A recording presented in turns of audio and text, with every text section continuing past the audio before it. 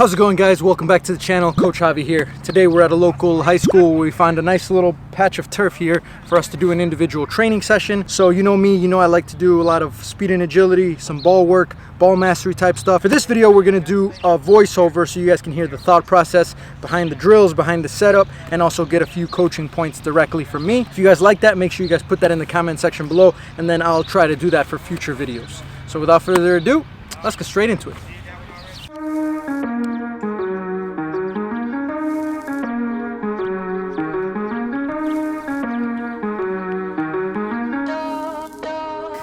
I really like incorporating the bands for the warm-up. It just gets my body into like a pre-warm-up stage, makes me feel a little bit looser, makes my knees feel a little bit better.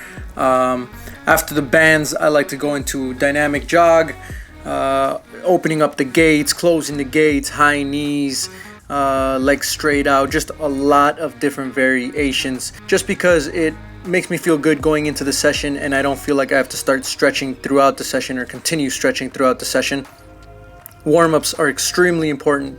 As you guys get older, you guys are really going to wish you would have stretched a lot more when you were younger. So I just put in this time lapse and I put in these different clips of me warming up. I know it's not the most impressive stuff or it's not the most entertaining stuff, but it's extremely important. Usually I like to do some juggles for at least 10-15 minutes.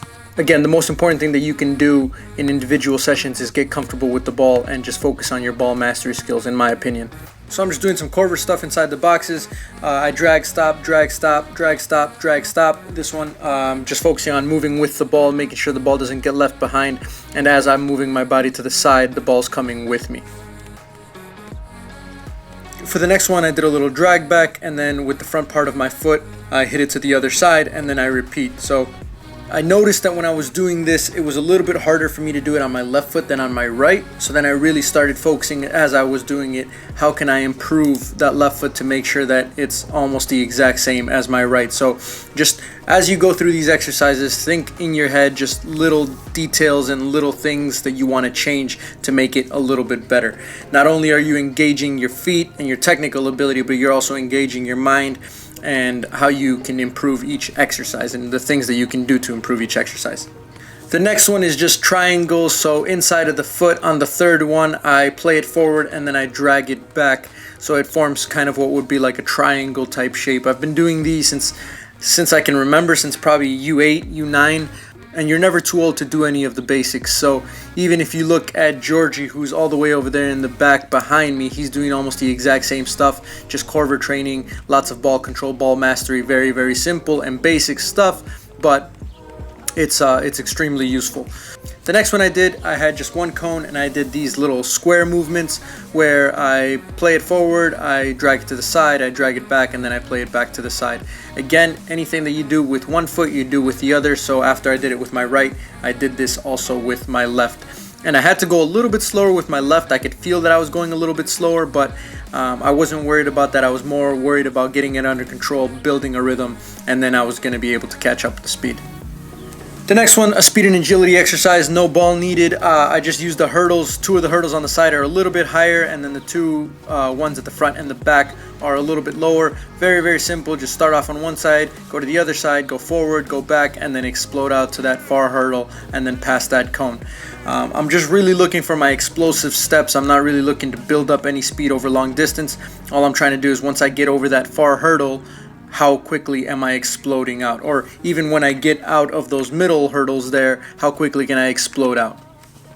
So the next one, I'm just using a hurdle at the 12 inches and I'm just dragging the ball back, hitting it with the outside of the foot, bringing it back with the other foot, and I'm just alternating feet every single time, trying to get it through that little gap in the hurdle. This was actually a little bit harder than it looked like.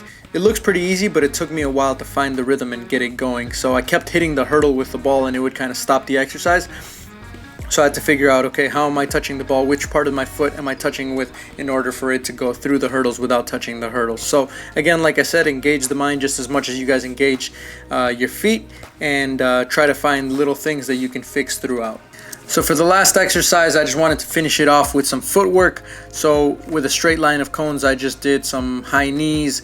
I did one where you go around the cones as quickly as you can, and depending on how long you do it for or how quickly you do each rep is whether it's going to be taxing on the body, whether it's going to be turning into more fitness type and conditioning type stuff, because you can get really tired by doing stuff like this. All right guys, so that's the session for today. I hope you guys enjoyed it. Again, just to recap, a very good warm-up, some speed and agility, ball work, and trying to manage the rest time and the work time so that you guys are getting a little bit of fitness and conditioning out of it as well. Make sure you guys subscribe to the channel if you haven't already, because I'm uploading a lot of training videos like this, as well as other educational and informative videos too. And make sure you guys also subscribe to my podcast channel, where I'm doing lots of podcasts. At the moment, I'm doing a lot of individual podcasts, but I'm trying to get a lot more guests on there, as well as, you know, things start to normalize back in the world. So make sure you guys go and follow that. Until next time, and adios, muchachos.